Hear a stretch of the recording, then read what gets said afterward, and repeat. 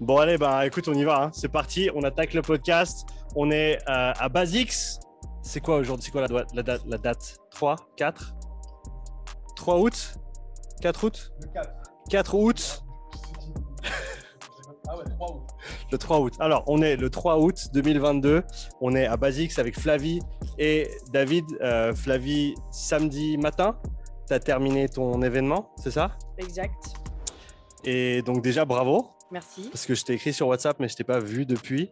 Donc, un énorme bravo pour ta double traversée du lac Léman dans la longueur. Donc, on est là pour parler de ça. Flavie, donc, tu as nagé. Combien d'heures tu as nagé en tout? Je crois 61 heures. C'est vrai que je me suis pas trop, j'ai pas trop vu, mais je crois 135 km parce que j'ai pas fait la totalité. Ouais. Et 61 heures. Voilà, donc tu étais parti pour 150 km. C'était l'aller-retour du lac Léman depuis Genève jusqu'au bout du lac et retour. Il y a eu des orages sur le retour, on va parler de tout ça aujourd'hui, petit compte rendu en format podcast. Et David, donc ton préparateur physique qui a été là depuis, ça fait quoi, 2 ans que vous bossez ensemble? 2 ans qu'on taffe ensemble, ouais. Super, donc on va parler un petit peu préparation, on va faire un retour sur l'événement, c'est le but du podcast aujourd'hui. David doit finir son snack parce qu'on est on est tous sur des horaires super stricts, les gars, donc vous nous pardonnerez un petit peu, mais En plus, c'est quoi? C'est parce que je dois bouffer maintenant parce que j'ai pris ma pause pour aller nager. Donc, en vrai, j'aurais pu nager un petit peu moins longtemps et puis moins profiter de la ouais, mais plage. nager, c'est important. C'est important. Surtout quand tu suis Flavie et faut être à la hauteur. Il y a l'aquathlon ce week-end. Tu fais l'aquathlon de Agnon, c'est ça? Ouais. Ok, donc compète pour toi, David, ce week-end. Ouais, mais bon, voilà, sans prétention. Mais tu vas la faire quand même. Voilà, il faut s'investir un minimum. Exactement, super. Bon, ben, on va attaquer comme on a déjà attaqué. Flavie, tes premières sensations, tes premiers retours sur ta double traversée, comment ça s'est passé de ton point de vue? Alors, tu dis physiquement, mentalement, tout. Qu'est-ce qui te vient à l'esprit quand tu y repenses maintenant, quelques jours plus tard? Je pense que déjà, je réalise pas du tout. J'ai la peine à me mettre dedans. Enfin, je sais pas, c'est bizarre un peu comme sentiment. Je pense vraiment, je réalise pas trop ce qui s'est passé. Après, par rapport à la première traversée, c'est vrai que là, j'ai un peu le contre-coup déjà physique au niveau de la fatigue. Je sens que c'est vraiment dur, que je suis vraiment HS. Ça t'est tombé dessus quand? Entre hier et aujourd'hui, c'est en train d'arriver, mais de plus en plus violent là. Et puis émotionnellement, c'est horrible. J'ai perdu un sort de manque, enfin j'ai un sort de manque de confiance. Et du coup, c'est bizarre quoi. C'est vraiment j'ai un sentiment hyper bizarre, mais du coup ouais, ça bosse beaucoup émotionnellement. Mais après, je pense que c'est lié aussi à la fatigue. Ouais, moi, c'est un petit parallèle parce que moi, j'ai pas nagé 61 heures, mais c'était après une compétition pour laquelle je m'étais préparé pendant 9 mois. Et David, je sais pas si tu auras un retour sur un événement comme ça pour toi aussi, mais le gouffre en fait émotionnel après avoir atteint ou un objectif ou après avoir fait quelque chose pour lequel tu te préparais depuis si longtemps, le fait que en fait, tu as atteint le haut de la montagne et tu n'as rien derrière, en fait, c'est ce gouffre qui était super bizarre. Je sais pas si ça résonne un peu avec ce qui Oui, t'arrive. mais après, c'est vrai que j'étais pas trop prête à ça parce que la première fois, on m'avait prévenu justement en disant oui, tu auras le contre-coup, nanana. Et en fait, j'ai rien eu. Donc, du coup, là, c'est un peu violent, quoi. Je prends un peu cher. En plus, j'ai voulu tout de suite recommencer le boulot. Alors, je travaille pas beaucoup, hein, mais je le sens quand même. Quand tu dis la première fois, pour le contexte, c'était la traversée que tu as fait en 2019, c'était un aller simple. Oui. C'est ça, donc 75 km de nage. Exact. Et donc, c'était pas la même préparation, c'était pas le même event non plus. Et donc, comme tu dis, tu n'avais pas ressenti ce contre-coup de David. C'est quelque chose qui t'est déjà arrivé après des grosses compètes, des grosses échéances, de sentir ce replat derrière où tu sais pas trop où tu vas, tu es un peu perdu émotionnellement, etc. Ouais, complètement. D'ailleurs, je crois qu'on en avait parlé justement dans un podcast. Donc, tu peux sans autre garde le micro un poil plus près de toi. Vraiment apparenter ça à un baby blues, quoi. Mais voilà, avec des dimensions en moins, forcément. Mais c'est vrai que le fait d'être sous pression, d'avoir aussi cet enthousiasme, en tout cas, moi, je sais que l'enthousiasme, chez moi, c'est quelque chose qui anime vraiment mes journées et qui me pousse à faire plein d'actions. Ça me donne vraiment l'énergie. Et en fait, cet enthousiasme, forcément, une fois que l'échéance est passée, tout est passé. C'est donc ouais, ce que tu exprimais avant, ce plat après l'échéance, c'est quelque chose avec lequel je suis très très familier et de toute façon, on peut l'appréhender, on peut essayer de le relativiser, mais il est présent à chaque fois. Moi, en tout cas, je le sens après chaque grosse échéance, j'ai toujours ce plat qui est un peu douloureux, un peu ennuyeux. Un peu inconfortable. Inconfortable. Comment tu fais pour passer au travers? Peut-être si tu as un conseil par rapport à ton vécu. Je m'inscris directement à quelque chose d'autre. Ouais, c'est vrai. C'est vrai. Dès que je passe une échéance, bah voilà, je regarde la prochaine et j'essaye de passer très très vite à autre chose. Très très vite me remettre en action. C'est pour ça que voilà, des fois, les gens qui sont pas dans cette dynamique, ils ont de la peine à comprendre en fait ouais, mais tu as fini ça, mais tu prends pas de vacances, tu te reposes pas. Bah, je dis pas, je profite, j'ai une période de relâchement, mais par contre, j'ai tout de suite les yeux qui vont se fixer sur un objectif futur, quelque chose de nouveau. J'essaye aussi de varier un petit peu, de ne pas rester tout le temps dans le même type d'event. Et ça fait que bah, je le vis beaucoup mieux. Flavie, tu avais parlé avant l'événement, avant la double traversée, après cette échéance, vouloir te lancer dans d'autres choses, d'autres types de sports, explorer des compétences athlétiques auxquelles tu n'avais pas pensé avant, mais que tu as découvert au travers notamment de cette préparation pendant 2 ans avec David. Est-ce qu'il y a des choses maintenant qui te font envie ou tu es vraiment juste, t'as juste vraiment envie de te reposer et de passer ce petit coup de mou avant de repartir? Ben, je pense que là, en fait, je suis pas trop dedans. C'est vraiment bizarre. J'ai pas l'impression de savourer la vie là. Enfin, c'est trop bizarre, mais du coup, c'est vrai que je pense pas trop encore côté sport. Je pense que ça va me faire du bien quand même une petite coupure par rapport à tout ce que j'ai donné depuis 2 ans. Il y a Marie, du coup, la copine de David, qui m'a proposé de faire un triathlon ce week-end. Donc, je pense que pour le moral, je pense que ça va me faire beaucoup de bien et je pense que c'est très bien. Mais après la suite des événements, on verra. C'est vrai que j'aimerais me consacrer aussi à l'école de natation que j'ai ouverte. C'est vrai que je t'avais déjà dit dans le premier podcast, mais j'ai envie d'avoir des enfants aussi. Donc, ça va être un certain challenge. Après, je vais bien évidemment continuer le sport, hein. J'aimerais juste peut-être me remettre un peu de mes émotions. Et puis après, ben, pourquoi pas continuer à Basics ici, les cours collectifs. Enfin, voilà, juste me maintenir en forme et puis on verra pour la suite. Donc, on revient à ta double traversée. Parle-nous un peu de comment tu t'es senti tout de suite après. Tu es arrivé à Genève, tu es sorti de l'eau. Qu'est-ce qui t'est venu à la tête? Est-ce que, déjà, ma question, par curiosité, est-ce que tu te sentais complètement lucide après tes 60 heures d'effort ou est-ce que pas tout à fait? Comment tu l'as ressenti? Alors non, j'étais complètement lucide. Après, j'ai eu un petit coup d'émotion quand je suis arrivée. C'est vrai que j'avais rien sorti depuis 3 jours. Et puis, je pense que là, j'ai fait un lâcher-prise complet donc à l'arrivée. Donc, j'étais en larmes complètes. Tout ce que je déteste. Mais voilà, il fallait que ça sorte. Donc, c'est sorti. Après, ouais, j'étais lucide. Et franchement, j'étais en forme, hein. Enfin, ouais. David, tu y étais. Comment tu la voyais, toi, Flavie, à l'arrivée? Bah, moi, c'est ce qui m'a vraiment le plus impressionné. C'est forcément, moi, on s'est vu pendant 2 ans de manière parfois tri-hebdomadaire. Donc, on se voyait beaucoup, on avait beaucoup d'échanges. Mais c'est vrai que je ne l'avais jamais vu dans ce contexte de guerre, dans le sens où bah, voilà, c'était une vraie bataille, mais elle la vivait vraiment de manière très, très détachée. Pour moi, c'était vraiment, vraiment hallucinant, vraiment surprenant. Et là, j'étais épaté. J'ai rien d'autre à dire. Ça m'a vraiment épaté le fait qu'elle ait une lucidité qui était complète après 3 jours et peut-être quoi, toi, tout additionné, tu dirais quoi, 7-8 heures de sommeil, même pas, Ah sur non, 3 jours, même pas, hein. 4. 4. Ouais. Donc voilà, j'ai dit même un peu gros. Donc 4 heures de sommeil sur 3 jours en effort constant, en zone de constante.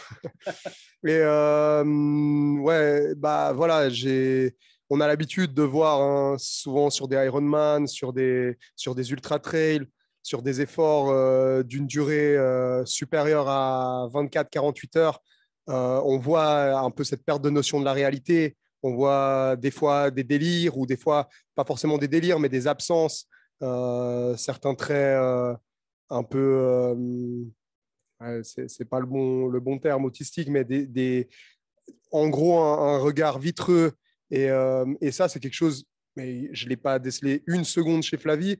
Et ouais, pour moi, c'était impressionnant. En fait, c'était impressionnant de voir mais voilà, je pense que le contre-coup, je pense qu'elle a pris un crédit que maintenant, ça doit faire mal de le payer. Ça doit faire mal de le payer. Et donc, avant, quand on revenait sur le post-échéance, sur ce plat, sur ce vide, je pense qu'il y a un élément qui vient au-dessus de tout. Là, c'est la dette de sommeil. Là, je pense que la dette de sommeil, au-dessus de tout, au-dessus de l'aspect nutrition qui aussi a été assez bouleversant parce que tu te nourrissais régulièrement, mais je veux dire pas du tout comme un être humain qui vit sa journée, en tout cas pas comme une de tes journées lambda.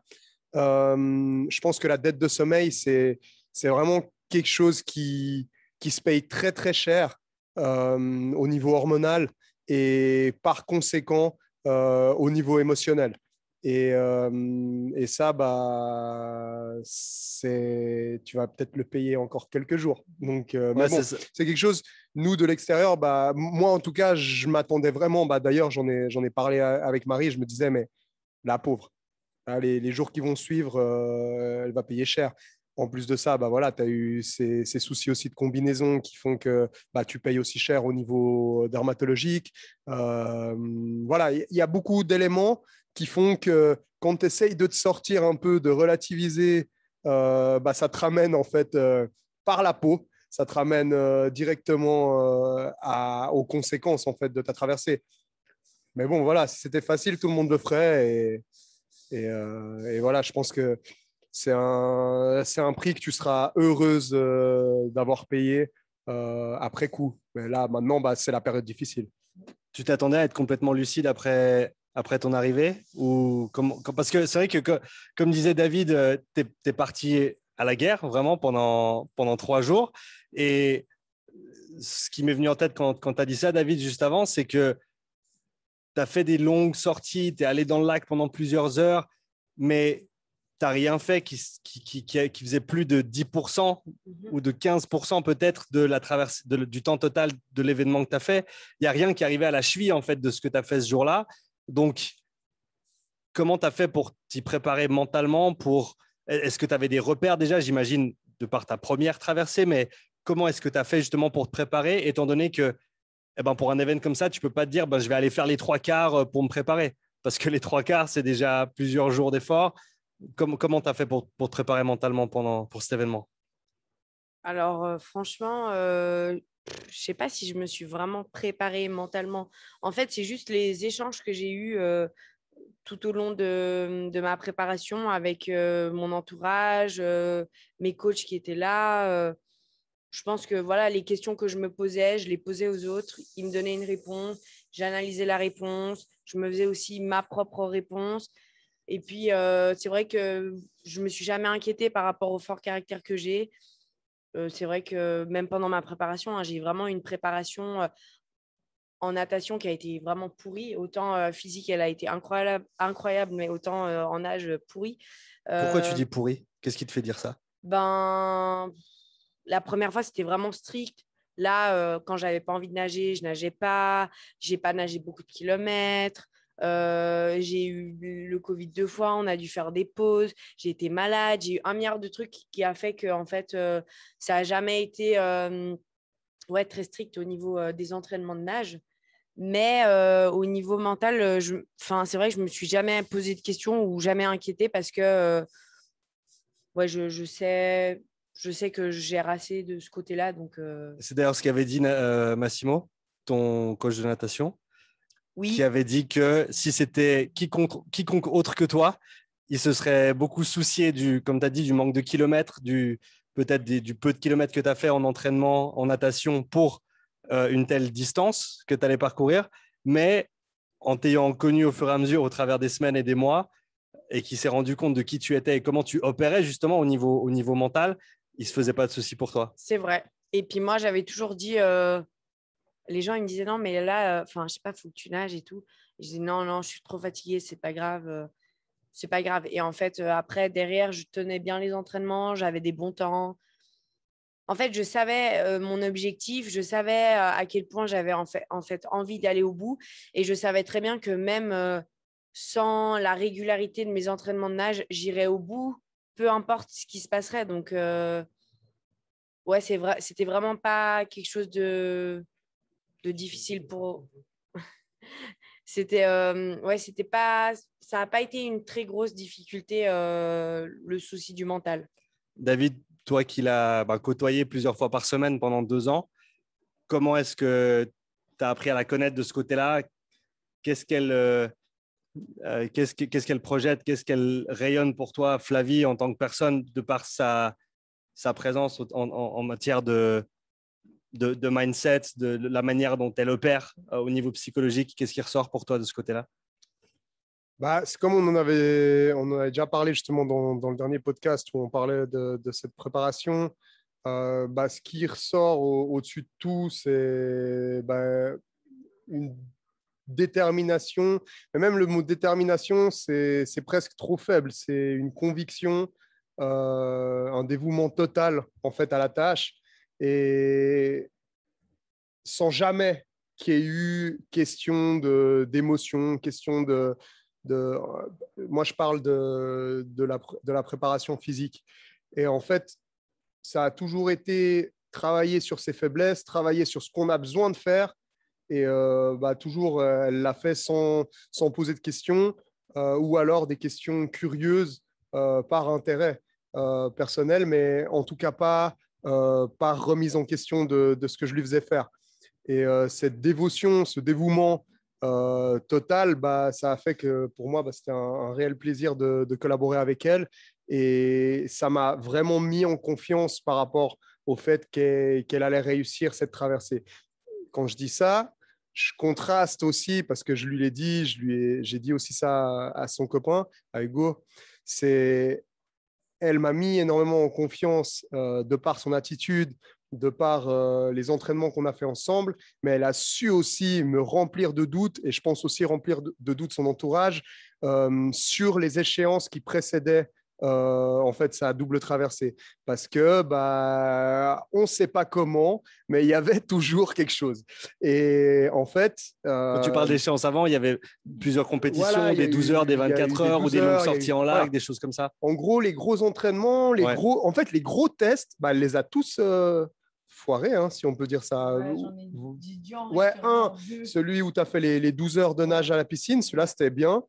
Et encore, tu avais eu quand même des douleurs, mais c'était pas. En tout cas, tu avais bien nagé. Ouais. Mais sinon, au niveau de tous les autres tests, en fait, qui sont quand même là pour mettre en confiance, normalement, la personne concernée, mais après, forcément, tous les professionnels qui gravitent autour et qui collaborent avec elle, là, nous, les professionnels qui collaborent avec elle, on ne pouvait pas dire grand-chose parce qu'elle restait super confiante et en même temps, on n'a pas envie de nourrir en fait le doute. Donc, on était là, bon, ok. Mais moi, très sincèrement, ça m'a fait me dire, mais il y aura toujours moyen de faire capoter le truc. Et les mauvaises conditions, la météo, son départ, on peut en revenir peut-être après ou maintenant tout de suite, mais son départ, parlons du départ de la double traversée, c'était épique. Alors, c'était très beau. C'était très beau à voir. Pour nous, de l'extérieur, qui n'allons pas dans l'eau, c'était génial parce que c'était vraiment épique. Hein. Elle est partie à contre-courant avec des vagues. Son père qui a essayé de la suivre en kayak. Le kayak s'est retourné au bout de 15 secondes. Au bout de 15 secondes, le kayak s'est retourné. Il avait déjà pris un peu d'avance. Il était à, je sais pas moi, je dirais à peu près 100 mètres. En 5 secondes, son kayak était sur la rive. C'est pour dire la force du courant complètement contraire à Flavie. De nage, Et en plus de ça, je pense qu'avec l'émulation, le fait qu'il y ait vraiment pas mal de monde et que les gens la motivaient, puis en plus, elle est restée 1h30, elle est restée à peu près avant le départ sur place. Je pense que elle s'est un peu imbibée de toute cette énergie et elle avait sans doute envie de prouver, c'est elle qui nous le dira, mais elle est partie super fort. à contre-courant. Le coût que ça a dû avoir, forcément, moi, en voyant ça, je me suis dit, mais qu'est-ce qu'on pouvait faire pire? Comment on pouvait faire pire que cette première demi-heure? Et en fait, après les orages, après les vomissements, après tout ça, je pense qu'il y a eu une deuxième moitié de traversée qui, là, par contre, s'est passée à merveille, mais elle le racontera comment elle l'a vécu. Mais moi, de l'extérieur, les premières 48 heures à peu près de la traversée, j'étais pas là, j'étais là après. Et les premières 48 heures, je les suivais avec énormément d'intérêt et de régularité sur les réseaux et par téléphone. Et en fait, il y avait tellement d'éléments qui me disaient, mais putain, le prochain coup de fil que je vais recevoir, le prochain message que je vais voir dans le groupe, le prochain post, ça va peut-être être un abandon. Et ensuite, quand je suis allé à sa rencontre, là, j'ai vu la dynamique dans laquelle elle était, l'énergie en fait qui rayonnait autour d'elle et de son équipe. Et là, je savais, alors qu'il restait encore, il restait quoi, un tiers, je savais que c'était bon. Je savais qu'elle allait réussir. Il n'y avait plus moyen que ça échoue. Alors, Flavie, emmène-nous depuis le départ, de ton point de vue, jusqu'à ce moment-là où, comme le dit David, à une vingtaine d'heures de l'arrivée, c'était vraiment la dernière ligne droite et lui, il était persuadé que tu allais au bout et toi certainement aussi.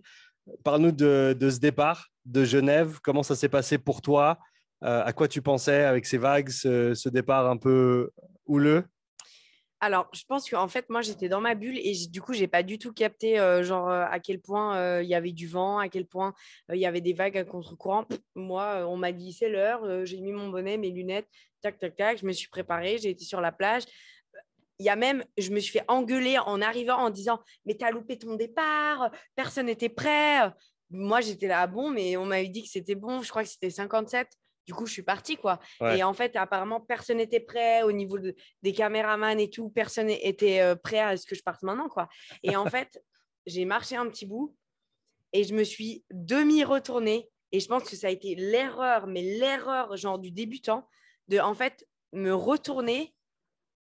Et en fait, j'ai eu une montée d'émotions, enfin, genre les larmes. Du fait de voir le monde. Ouais, je sais pas, c'était bizarre. Et du coup, je m'en suis tellement voulu parce que, en fait, je nageais et puis je pensais à ça et enfin, c'était bizarre. Ensuite, du coup, j'avançais, il y avait les vagues, je voyais pas mon père, je savais pas où il était, du coup, je comprenais pas. Le bateau qui était à l'autre bout, qui faisait des zigzags, je comprenais pas du tout. À cause du vent et Ouais, des à vagues, cause du vent. j'imagine. Ouais. Et en fait, du coup, pendant, je crois, 1h30, 2 heures, j'ai pas eu de ravitaillement. En fait, Ok. ça s'est pas passé comme ça devait se passer toutes les 20 minutes. C'était horrible. Du coup, moi, je comprenais rien. Personne ne me disait rien. Sur le bateau, ça gueulait un peu parce qu'il y avait une régate. Ouais. Et je crois que du coup, les bateaux n'étaient pas hyper visibles. Donc, du coup, ils faisaient que de m'éclairer. Ils me mettaient des flashs dans les yeux. Du coup, je voyais plus rien. Enfin, je comprenais rien de ce qui se passait. Le départ idéal, quoi. Ouais, c'était franchement un cauchemar ce départ. Et puis, ouais, c'était franchement horrible. Et dès le départ, du coup, j'ai eu des brûlures d'estomac. Ok. Donc vraiment des grosses brûlures. Et je me suis dit, mais c'est pas possible, quoi. On est parti il y a pas longtemps. C'est horrible. Et du coup, au premier ravitaillement, je leur dis, enfin, j'ai pas faim, j'arrive pas à manger, quoi. Deuxième ravito, pareil, impossible de manger, rien ne me donnait envie. Alors que justement, d'habitude, les sandwichs, pizza, etc., c'est les trucs qui passent le mieux. Là, mais pas du tout, il fallait pas du tout me parler de ça. C'était horrible. Du coup, j'arrivais pas à me nourrir. Et en pensant bien au fait que, comme ta nutritionniste l'avait mentionné aussi pendant le rendez-vous qu'on avait eu quelques semaines avant, la nutrition pendant un event aussi long, c'est une des choses les plus importantes parce que si Oui. ton corps n'arrive plus C'est clair. à prendre des calories, à un moment donné, voilà, tu vas taper un mur et il n'y aura plus personne derrière.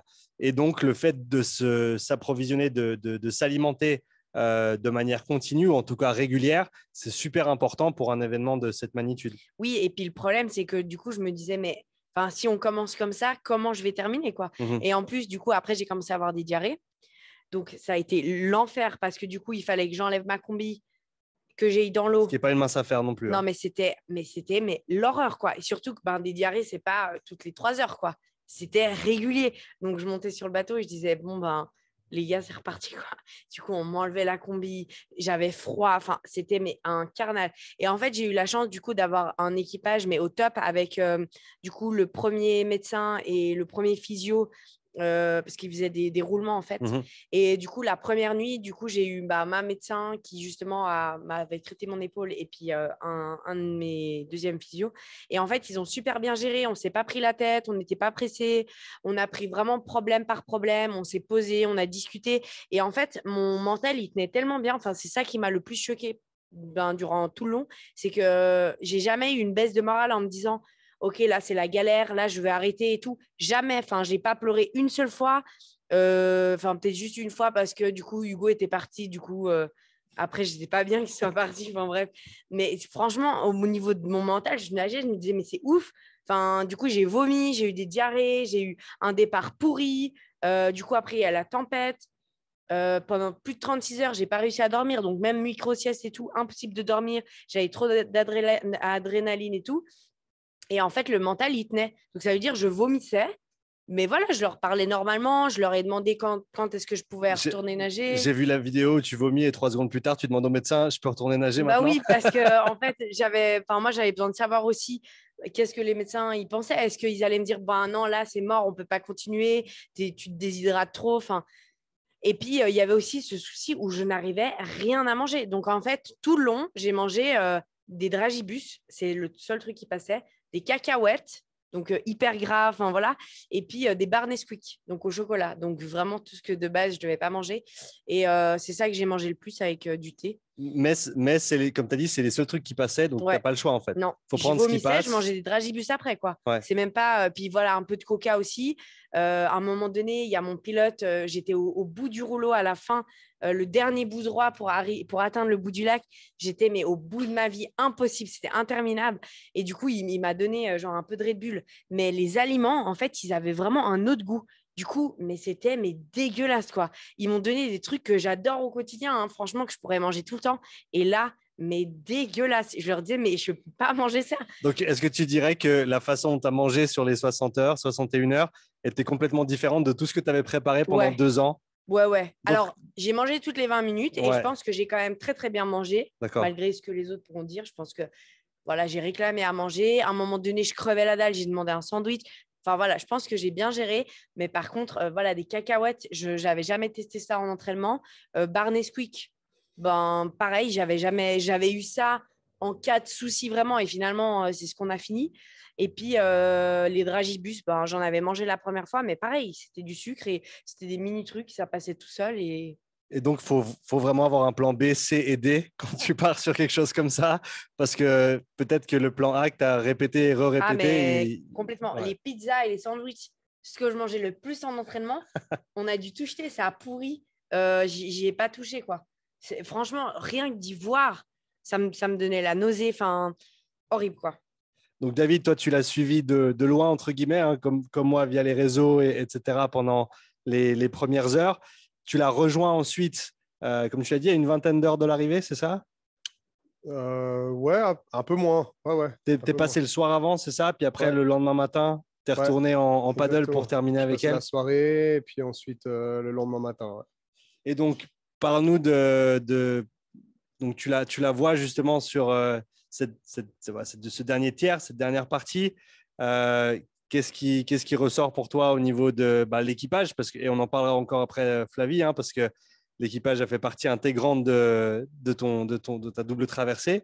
La manière dont ils t'ont encadré, tu l'as mentionné avant. Qu'est-ce que tu as vu, toi, en arrivant justement sur place, après plus de 40 heures de nage déjà? Bah, j'ai envie de dire, j'ai l'impression qu'il y avait un peu de magie autour de tous ces moments et que je les ai pas vécus en fait de manière rationnelle, tout à fait. Parce que je suis arrivé, je la vois, genre comme si elle est en plein après-midi puis qu'elle fait sa petite natation. Non, mais vraiment, c'était ça. Et tout l'équipage même. Moi, je m'attendais à voir des gens avec des mines déconfites, vraiment en galère et tout. Puis là, ils étaient souriants, ils se marraient. Alors bon, oui, il y en a certains, ils se marraient peut-être un peu plus que d'habitude. On sentait qu'il y avait un petit peu de fatigue cumulée, mais en tout cas, au niveau de la mine, ils avaient tous bonne mine, ils avaient tous une conversation qui était super cohérente et assez énergique. Donc, c'était assez hallucinant. Après, bah même au niveau de tout, quoi, plein de trucs que je m'attendais. Par exemple, je me disais, mais ça va puer, mais ça doit sentir tellement fort parce que elle m'avait raconté, puis parce que voilà, bah voilà, elle s'enduit de graisse animale, forcément, elle a tout le temps la même combinaison et tout. Puis là, elle faisait sentir sa combi, puis même là, je sentais rien. J'étais là, mais ça pue même pas. Tu sais, alors qu'en vrai, sûrement que ça puait, mais moi, je sentais rien et tout. Puis c'était vraiment des moments magiques. Et il y avait une énergie qui était, bah, comme je disais, qui faisait vraiment voir le bout, en fait, de manière très, très, très optimiste. Parce que bah, on sentait que tout s'était emboîté après le chaos du départ. Et je pense qu'elle a vraiment eu bah voilà, les plus grosses difficultés lors des premières heures. Et une fois qu'elle a réussi à surmonter ces difficultés, bah, l'univers a conspiré à qu'elle réussisse et que tout s'emboîte à merveille. Le seul moment de doute que j'ai retrouvé, c'était genre, quoi, il restait 3 kilomètres. Et là, elle commence à dire, mais je peux plus. Alors qu'il reste 3 kilomètres. Mais c'était irréel, quoi. Et, et peut-être d'un côté, tu vois, tu comprends sa fatigue, tu comprends tout ce qu'elle a vécu, et t'as pas envie d'être brusque, mais tu as envie de lui dire, non, mais tu te fous de la gueule de qui, là? Et tu sais, et elle le dit sérieusement, elle regarde et elle sourit pas, elle se marre pas, puis elle dit sérieusement à l'équipage et à tout le monde, ah non, mais je peux plus, là, non, mais je peux plus, là, j'ai un contre-coup, là, je peux plus nager, là. Tu te rappelles de ce moment, Flavie? Ouais. Qu'est-ce que tu Ouais. as senti à ce moment-là? Qu'est-ce qui t'a fait dire ça si proche de l'arrivée? Bah, en fait, justement, je pense que j'ai tellement tout donné pendant toutes ces heures qu'en fait, bah, je voyais la fin, mais j'avais plus de jus, en fait. Enfin, encore dans la tête et tout, ça allait bien, mais j'avais plus de jus. C'est-à-dire que je voulais aller au bout, mais j'arrivais plus, quoi. Enfin, j'avais plus de jus. Donc, oui, je me rappelle bien, mais après, oui, je pense que c'était la fin. Je voyais la fin, j'en avais marre. Voilà. Mais ça a été, hein. Enfin, j'ai quand même bien terminé. Tu penses que ça a été un avantage de rencontrer ces difficultés d'entrée de jeu dans les premières heures, justement, et de, on va dire, bah voilà, dealer avec ça et ensuite passer à la suite? Ou est-ce que l'orage au milieu et les deux, trois soucis qui sont venus avec étaient une période quand même très difficile dans ta double traversée? Non, c'était pas hyper difficile parce que, comme j'ai dit justement, le mental était bien présent. Donc, en fait, ça a passé assez crème. Enfin, et puis même, enfin, encore aujourd'hui, je suis choquée à quel point, enfin, ça a été rapide. Enfin, comme on a été vite. On Parce est que arrivé au bout du lac, mais je me suis dit, mais c'est pas possible, vous quoi. avez pris combien de temps pour faire la première 30 traversée? heures. Donc, en fait, on a mis moins de temps que la première avec plus de kilomètres parce que du coup, on a été sur Veto et le Bouvray est en fait plus avancé. Ouais. Donc, en fait, j'ai été beaucoup plus vite sur la remontée, quoi. Et puis, j'étais en forme, quoi. Alors, ok, j'ai eu les vomissements, ok, j'ai eu les diarrhées, mais entre les diarrhées et les vomissements, non, mais j'allais hyper vite, quoi. Enfin, j'étais en pleine forme. Et est-ce que quand tu as vu à quelle vitesse tu es arrivé sur la première traversée, ça t'a fait peur pour le retour ou pas? Non, mais ils m'ont bien tous dit, on a de l'avance, quoi. On a de l'avance. Et je disais, ah ouais, ok, on a de l'avance. Mais du coup, après, je me prenais pas la tête. Je me disais, si on a de l'avance, tant mieux. Si on a du retard, tant pis. Enfin, ouais, je me prenais pas trop la tête sur ça. Après, il y a justement un moment qui a été très, très dur. Enfin, dur, oui et non, mais quand il y a eu justement la tempête, Ouais, donc parle-nous de ce moment. À quel moment c'est survenu? Vous étiez où? Vous étiez on sur le était retour, au hein? large de Lugrin, je crois, un truc comme ça. Ouais. On était sur le retour et c'était, C'est quoi? Ça fait quoi? je Un sais même- tiers du lac sur le retour à peu près, quelque chose comme ça? ouais, ouais, on n'était pas encore à la moitié. Non, ouais. Mais je ne sais pas quelle heure c'était, par contre, parce que ça, j'ai vraiment aucune notion du temps. Ok. Je ne sais pas quelle heure c'était. Mais du coup, il y a justement une sorte de grosse tempête qui arrive. Mais c'est vrai que les gens sur les réseaux, ils ne se rendaient pas compte. Mais c'était vraiment hardcore sur le lac, hein, vraiment. Il y a eu un vent de malade qui s'est levé. Et en fait, ça faisait plus de 36 heures que je n'avais pas dormi. Donc Mhm. là, j'avais un peu les yeux qui partaient en l'air. Je commençais à plus trop être présente avec eux sur, dans la vie. Là, j'étais un peu ailleurs.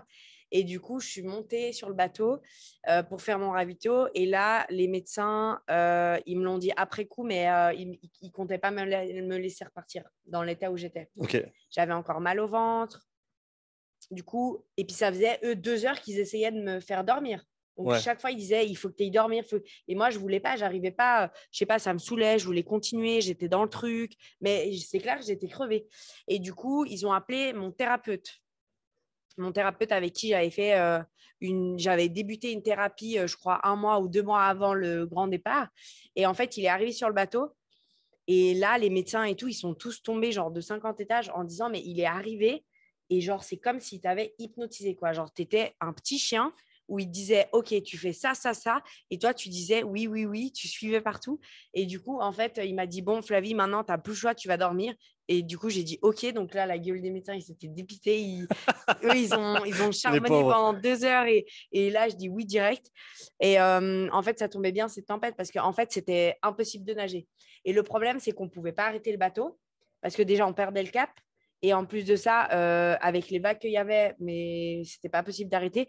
Donc là, en C'est fait, plus dangereux en bateau, si je ne me trompe pas, de rester oui, sur place que exactement. d'avancer quand tu es Voilà. dans du mauvais temps. Donc en fait, ils m'ont emmené dormir. Donc moi, j'ai rien compris, hein. Et ils ont avancé le bateau. Et du coup, je me suis levée à un moment donné. J'ai dit, ouais, j'ai dormi. Et là, ils m'ont dit, non, non, là, c'est bon, là, tu te rendors. Du coup, j'ai dit, ah, mais c'est bon, j'ai dormi. Non, non, là, de toute façon, tu peux pas nager, tu retournes dormir. Donc, j'ai dû repartir dormir. Je me suis réveillée une fois et je me suis levée en disant, bah, c'est bon, là, j'ai assez dormi. Non, non, tu retournes dormir. Donc, du coup, j'ai été encore dormir. En tout, j'ai dormi 1h40, je crois. Et puis, du coup, je me suis levée. J'ai dit, non, mais c'est bon, je mange un peu, machin. Et on pouvait toujours pas repartir. Il y avait beaucoup de vagues, on était à contre-courant. Puis finalement, je sais pas, j'ai mangé. Et après, le lac s'est un peu calmé. Du coup, bah, ils m'ont posé la question. Ils m'ont dit, est-ce que tu veux qu'on fasse des zigzags dans le lac pour combler le manque de kilomètres? Enfin, il te reste 15 kilomètres à faire. Ou est-ce qu'on s'arrête là? Enfin, est-ce qu'on garde les 135 kilomètres? Et franchement, je pense que j'avais passé la barre des 100. Moi, j'étais hyper contente comme ça. J'avais pas envie de commencer à m'amuser à faire des zigzags dans le lac pour atteindre les 150 kilomètres. Je pense que 135 kilomètres, c'est bon, c'était déjà bien. Je sais que dans ma tête, j'aurais été complètement capable de faire les 150. Donc voilà, j'ai dit non, laisse tomber, on repart de là. Et puis après, je suis partie super en forme. Ensuite, du coup, il y a David qui est venu nager avec moi. Et puis, vu qu'on avait trop d'avance, en fait, on devait arriver à 7 heures le matin. Mais voilà, on s'est dit à 7 heures le matin, personne ne sera levé, Moi, je c'est voulais venir le dommage. samedi après-midi. Ouais, Vous avez cassé mes plans ouais. parce que vous êtes arrivé à 10 h du matin. Bah voilà, du coup, en fait, j'avais de nouveau trop d'avance. Donc, Ouais, bah, l'équipage m'a dit, ben, tu redors, quoi. ok. Donc, du coup, j'ai dû redormir. Je crois qu'on s'est de nouveau arrêté 2 heures, quoi. Parce que j'avais trop d'avance. Donc, du coup, on s'est arrêté. J'ai redormi pour justement arriver bien à l'arrivée, que je puisse profiter de ceux qui étaient là. Mhm. Puis voilà, après, on a fini jusqu'au bout sans s'arrêter. David, de pouvoir nager avec Flavie pendant un moment de la traversée, c'était comment? Ouais, c'était incroyable. Franchement, le lac il y avait quand même pas mal de courants au milieu, mais c'était magnifique. C'était justement après l'orage. Donc, il y avait encore quelques nuages qui se dissipaient, mais la luminosité était impressionnante. Le calme qu'il y avait, il n'y avait pratiquement aucun bateau autour de nous. Donc, on avait juste le bateau qui nous suivait et puis la navette qui m'a amené. Donc, c'était génial, quoi. Et je me suis mis du côté où elle ne tourne pas la tête. Donc, je pouvais vraiment me caler en fait sur son crawl. Ouais. Et ça, pour moi, c'était incroyable, quoi. Chaque fois que je sortais la tête de l'eau, parce qu'on sort les deux la tête du même côté, je pouvais voir ses mouvements de bras, essayer de me caler, essayer de ressentir un peu ce qu'elle ressentait pendant un peu moins d'une heure. Et en faisant les pauses avec elle, bien sûr, toutes les 20 minutes. Donc, j'ai fait 3 séquences. Et c'était vraiment kiffant, quoi, de pouvoir se dire, bah voilà, j'ai un vrai aperçu de ce qu'elle peut avoir sans aucun extrême. Mais ouais, c'était fabuleux. Franchement, c'était des moments qui vont rester marqués en moi. Et je suis hyper reconnaissant envers Flavie, envers l'équipe et envers aussi les circonstances qui ont permis à que ça soit possible d'avoir fait ça. Pour revenir sur l'aspect physique, Flavie, est-ce que tu as eu des soucis au niveau musculaire, au niveau douleur, au niveau usure, au-delà de, comme on a déjà parlé, des soucis de digestion, de la combinaison ou autre? Est-ce que physiquement, tu as vraiment bien tenu tout le long ou est-ce que tu as eu des soucis que tu as rencontrés à certains moments dans la double traversée? Ben non, rien du tout. Justement, il y avait ce gros problème d'épaule Ouais. où du coup, je stressais un peu, j'avais fait mon infiltration. Qu'est-ce qui s'était passé du coup au niveau de l'épaule? C'était avant, hein? C'était avant Ouais, donc j'avais une tendinite du long chef biceps avec une inflammation acromioclaviculaire, une irritation du nerf sacroscapulaire et une boursite. Tout ça. Voilà. Et du coup, ouais, moi, j'étais pas du tout pour l'infiltration, mais du coup, ça passait pas. Donc, du coup, on a décidé de faire cette infiltration. Et j'avais le trapèze, justement, qui était hyper tendu, mais plus les jours avançaient. Mais je pense que du coup, c'était vraiment le stress, hein. Plus les jours avançaient, plus j'avais mal. Enfin, j'étais hyper tendue et tout. Et en fait, absolument rien du tout pendant la traversée. Après, j'ai eu à un moment donné mon bonnet qui me serrait trop, j'avais un peu mal. Donc, les physios, ils ont quand même été sollicités pendant la traversée pour me faire des petits massages par-ci, par-là. Mais je n'ai pas du tout été embêtée musculairement parlant. C'est vraiment le physique qui a pris un gros coup, plus que la première fois. Après, c'était complètement différent de la première fois, hein, mais pas de douleur. Et puis, si je dois choisir vraiment entre les deux traversées, j'ai quand même vraiment préféré l'aller-retour par rapport à ma forme en fait que j'avais. C'est vrai que j'ai eu des coups de mou quand même la première où j'ai pleuré, où j'étais pas bien, où je relâchais toute la pression, alors que là, pas du tout quoi. Enfin, et je pense que ce qui m'a aussi permis d'aller au bout, c'est déjà le mental. Et je pense aussi toute la bienveillance que j'ai eue autour de moi, que ce soit de toutes les personnes qui sont venues me voir. Il y a David qui est venu me voir, j'ai eu mon parrain qui est venu me voir, j'ai eu des amis à mes parents, j'ai eu des sponsors qui sont venus, des élèves de ton école de des natation aussi? élèves de mon école de natation qui ont nagé avec moi. J'ai aussi un peu de l'équipage qui a nagé. Du coup, j'ai mon physio qui a nagé. Emma, celle qui gérait les réseaux sociaux, qui est venue nager avec moi. Hugo, qui est venu nager avec moi. Donc, ça, c'est. Alors là, c'est vraiment le bout du truc. Déjà que il aime pas l'eau, qu'il nage, franchement. Enfin, c'était même dans l'eau, je le voyais nager, je me marrais. Enfin, j'ai eu aussi David, Marie, mon parrain, même qui il a fait 10 mètres, mais voilà. Et en fait, j'ai eu toutes ces personnes qui sont venues avec moi. Et je pense que ça m'a vraiment aussi boosté aussi de savoir que sur le bateau, il y avait plusieurs personnes qui ont été malades. Donc, il y a pas mal de l'équipage qui ont vomi. Hugo, qui est quand même resté tout le long, ça c'était ce que j'appréhendais un peu aussi, c'était voilà, il avait le mal de mer. Je me suis dit, super, enfin, il va pas tenir longtemps. Et au final, il est resté tout le long. Donc ça, c'est vraiment des choses qui m'ont permis aussi d'aller au bout, en fait. Et puis, ouais, toute la bienveillance de toutes ces personnes autour de moi qui m'ont donné la force d'aller au bout. Et comme tu l'as dit, c'était une chose que David a remarqué quand il est arrivé, et toi que tu as relevé déjà tout à l'heure, c'est justement cette équipe qui prenait les problèmes les uns après les autres, qui ne se prenaient pas la tête et qui qui font partie de cette réussite avec toi. Donc, peut-être pour les gens qui vont s'engager dans des défis, soit comme celui-ci, soit d'autres, mais dans un contexte d'équipe, parce que voilà, c'était toi dans l'eau, mais tu avais ton équipe autour de toi. Quelles sont les choses au niveau de l'équipe qui ont fait que ça ait fonctionné? Je pense que c'est, je sais pas si on peut dire comme ça, mais la cohésion de groupe qui s'est bien faite. Tout le monde s'entendait très bien, tout le monde est resté à sa place, parce que c'est ça qui peut être compliqué aussi dans les équipes, c'est que une personne prenne plus de place que quelqu'un d'autre, par exemple. Là, les personnes sont vraiment, chacune est restée à sa place. C'est-à-dire qu'il y avait mon papa qui gérait, enfin, voilà, il me surveillait, il gérait il faisait aussi des tournus avec les pilotes pour conduire le bateau. Les pilotes qui sont restés pilotes, physio qui sont restés physio, les médecins, voilà. Chacun est resté à sa place. Donc, je pense que ça, c'est vraiment quelque chose qui a bien marché. Chaque personne respectait les tournus. Quand il fallait aller dormir, chaque personne respectait, ils allaient dormir, ils faisaient les pauses, ils faisaient les tournus. Je pense que ça a bien été. Et puis, en fait, c'était aussi personne s'est pris la tête, justement. Franchement, moi, j'ai vécu mes meilleurs fous rires dans cette traversée. Enfin, c'est con. En plus, on était fatigués, donc peut-être de l'extérieur, ça paraissait pas drôle. Mais moi, je me suis trop marrée. Enfin, l'équipage, il racontait que des conneries.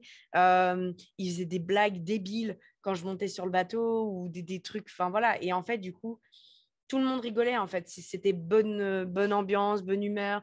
Euh, Même à un moment donné, que Hugo ait voulu nager avec moi, on se serait dit, si c'était trop sérieux, ouais, mais tu vas pas nager avec Flavie, tu vas la ralentir, c'est n'importe quoi. Puis au final, en fait, il a sauté à l'eau, il a nagé à sa manière, mais en fait, il était là, quoi. Donc du coup, c'était chouette, personne a rien dit. Ouais, il n'y a pas eu de tension, en fait. À un moment donné, à la fin, mais le pilote était fatigué, l'équipage était aussi fatigué. Donc, à la fin, c'était compliqué. Il y a eu un petit tournus qui a capoté. Mais ouais, sinon, je pense qu'il faut vraiment choisir une équipe en qui on a confiance et puis qui soit là positivement, sans se prendre la tête et puis qui sache, que la personne de chaque équipe, dans chaque personne de l'équipe, sache rester à sa place. Pour rester sur le sujet du travail d'équipe, David, toi qui as beaucoup d'expérience en compétition de toutes sortes, en équipe notamment, pour toi, qu'est-ce qui ressort de ce que dit Flavie que tu vois aussi fonctionner dans des compétitions autres que le contexte dans lequel elle se trouvait en termes de réussite quand tu es en équipe? En fait, je pense déjà qu'elle a fait une analyse qui était très juste de l'environnement, de ce qui s'est passé.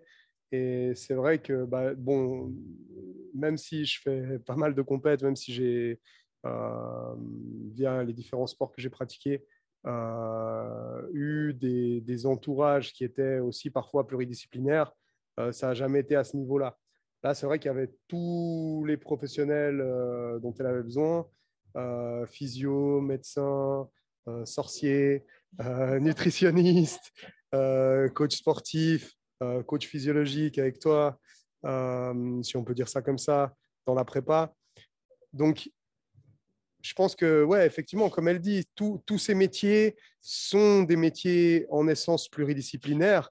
Et c'est très vite fait de vouloir aller, on va dire, sur les compétences du spécialiste. Euh, et là, je pense que voilà, c'était aussi un défi pour nous de savoir être humble et de savoir pourquoi on le fait et voilà, essayer vraiment de fonctionner en équipe. Donc, je pense que Flavie a aussi bien fait les choses. C'est elle, hein, c'est elle et son papa hein, qui ont orchestré notre collaboration, si on peut dire comme ça. Je pense que les échanges n'étaient ni trop riches, ni trop, je veux dire, ni trop riches dans le sens ni trop réguliers, ni pas assez. Je pense qu'il y a eu le bon dosage pour faire en sorte que, au final, il y ait eu une cohésion dans la prise en charge. Et ouais, ça, c'est une mayonnaise qui est difficile à faire et on a réussi à la faire. On peut que s'en féliciter et puis dire bravo aussi à Flavie pour les choix qu'elle a fait parce qu'elle a su aussi faire des choix qui étaient difficiles, qui étaient de changer certains professionnels. Mmh. Tu as Et changé de ça, coach à un moment donné, coach natation. voilà, et même par Ouais. rapport à la dernière traversée, elle a su aussi rajouter des éléments manquants, chose qui, dans certains contextes et avec certains professionnels, ça pourrait être mal vu. Voilà, je pense que c'est un ensemble de décisions qui ont amené à l'aboutissement de ce projet, qui vont bien au-delà des entraînements, qui vont bien au-delà de la nutrition, bien au-delà du sommeil. Et voilà, et ça, c'est une vraie grosse partie. Pour toi, David, quelles sont les leçons que tu tires de ce projet, de cette aventure, de cette expérience sur ces 2 années de travail avec Flavie, d'avoir pu voir le déroulement de cet événement aussi? Qu'est-ce que tu en retires, toi, pour la suite, la manière dont tu pratiques, dont tu coaches et dont tu interviens avec différents athlètes dans différents sports? C'est encore un peu tôt hein, pour tirer toutes les conclusions, mais bon, ce qui est sûr, c'est que de ce projet, de cette collaboration, j'en tire que l'être humain, la personne, la personnalité est au-dessus de l'athlète lorsqu'il s'agit d'un travail aussi conséquent et qu'il faut vraiment savoir composer avec ça et dans un sens comme dans l'autre, hein, composer avec les possibles potentiels freins et composer aussi avec toutes les forces de cette personne. Donc voilà, Flavie, c'est un caractère bien trempé, c'est une personnalité bien marquée, avec laquelle ça a été un plaisir de collaborer, mais avec laquelle il faut savoir collaborer. Et je pense que voilà, là-dessus, j'ai beaucoup appris vis-à-vis de son profil, vis-à-vis du fait que aussi on a pu travailler énormément sur ses faiblesses. Donc voilà,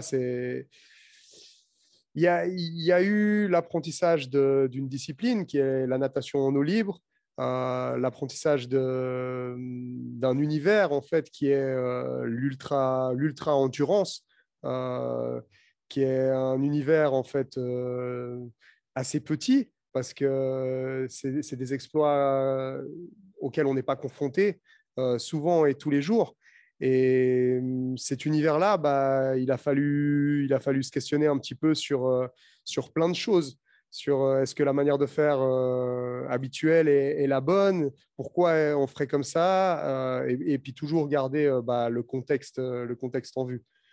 Et voilà, là, j'ai encore beaucoup de leçons à tirer, mais ce qui est sûr, c'est que il y a disons que si moi, je devais le rapporter à moi, si c'était un combat, on a gagné. Donc, elles sont toujours moins douloureuses à tirer, les leçons, quand on gagne. Mais effectivement, il y a quand même des éléments sans doute qui vont ressortir, qu'on aurait peut-être pu faire mieux. Et il y a beaucoup de choses qu'on a bien fait et dont on peut se féliciter aujourd'hui. Des choses par lesquels il y a des éléments de notre préparation physique, forcément que, étant donné que c'était quelque chose, on va dire, d'expérimental, pour moi et même de manière générale, hein, au-delà de moi, il y a beaucoup de choses dont je n'étais pas 100% sûr. J'avais mon feeling, j'avais, on va dire, une certaine intuition, mais il y a beaucoup d'éléments sur lesquels on a travaillé on ne voit pas les bénéfices tout de suite. Ça prend un certain temps. Est-ce que c'est du temps qu'on perd? Est-ce que c'est vraiment la bonne façon de faire? Et en finalité, on peut dire que oui pour plein de choses. Quand on regarde sa première traversée, les images de son arrivée, les images de la fin de sa nage, on voit qu'elle nage hyper large avec les bras qui sortent en fait du plan de son corps, sans doute lié justement à son manque d'amplitude articulaire au niveau du complexe de l'épaule. Ça, c'est un travail que vous avez beaucoup fait ensemble, c'est un travail qu'on a vraiment fait. Et là, on la voit nager à l'arrivée. Elle a la même nage qu'au départ. Et ça, pour moi, en tant que préparateur physique et collaborant de ce projet, c'était une vraie victoire. De la voir nager de cette façon à l'arrivée, exactement pareil qu'au départ, peut-être un tout petit peu moins vite, mais encore, hein, elle a remis aussi un petit peu le turbo parce que moi, à l'arrivée, j'étais en paddle, mais avec la pagaie de kayak, donc je peux aller assez vite. Voilà, j'ai quand même dû pousser un peu parce que voilà, elle a accéléré, puis surtout, elle avait une nage qui ne s'était pas déformée. Chose qui n'a rien à voir avec sa première traversée. Ensuite, au niveau des douleurs, au niveau de plein de choses, même toi, je pense qu'un des éléments duquel tu peux aussi te féliciter, Sean, c'est par rapport à sa prise de conscience de travail respiratoire. C'est des éléments qui l'ont sans doute déchargé d'énormément de tension au niveau trapèze, haut du dos, amplitude thoracique, et qui font que tu n'avais pas de point de comparaison parce que tu l'as pris comme elle était et que tu es venu en plein dans le projet. Mais je pense que si elle avait fait cette traversée avant de collaborer avec toi, ça serait absolument pas passé comme ça au niveau des tensions, au niveau du stress. parce que voilà, on a vu un changement dans sa façon de respirer, dans sa façon de se placer, dans sa façon de récupérer entre les pauses. Qui font que voilà, c'est des éléments desquels on peut se féliciter, pas pour se jeter des fleurs, mais simplement pour grandir et pour, voilà, pour peut-être aussi partager ces expériences avec d'autres coachs. Super. Voilà. Flavie, pour toi, est-ce que c'est trop tôt pour en tirer des leçons ou est-ce que ça a déjà commencé à ressortir certaines choses dans ta tête? Ben, déjà, si je prends juste ma prépa physique, enfin, moi, je suis l'athlète, donc c'est vrai que je n'ai pas ce côté pro où on pourrait voir vraiment les défauts, mais vu comment je suis arrivée, enfin, on a quasiment fait un sans faute dans le sens où le lendemain, zéro courbature, zéro douleur. J'ai fait un massage lundi et mardi, mais ma soeur, ils m'ont dit, mais ça va tout seul, quoi. Donc, franchement, au niveau de ça, je pense que j'ai été très, très bien préparée physiquement. Au niveau de la respi, ben, je pense que tu te rappelles, au début, c'était hyper dur pour moi. Quand je finissais les entraînements, j'avais hyper mal aux poumons. Enfin, tout ça, j'ai rien senti pendant ma traversée. Donc, au niveau de ma prépa, que ce soit respi ou physique, je pense que moi, j'en sors que du positif. Surtout que j'ai pris vraiment un réel plaisir à bosser avec vous deux tout au long de ma prépa. Ça a été la première traversée, ça a été difficile pour moi parce que c'est vrai que justement, je n'aimais pas la salle. Je sais pas, j'aimais pas trop ces ambiances fitness, nan, nan, et tout. Et en fait, en arrivant ici, j'ai découvert tellement de choses, mais incroyables, tellement de choses passionnantes, des choses dont j'aurais jamais pensé aimer un jour dans ma vie. Et, euh, et même, j'ai eu une autre vision aussi sur mon corps, sur la transformation que j'ai eue. Et en fait, toutes ces choses, ça m'a apporté que du positif. Donc, moi, j'en tire vraiment que du positif. Après, je pense qu'il faut que je redescende aussi gentiment sur Terre, que je réalise aussi ce qui s'est passé, parce que pour le moment, je ne réalise pas trop.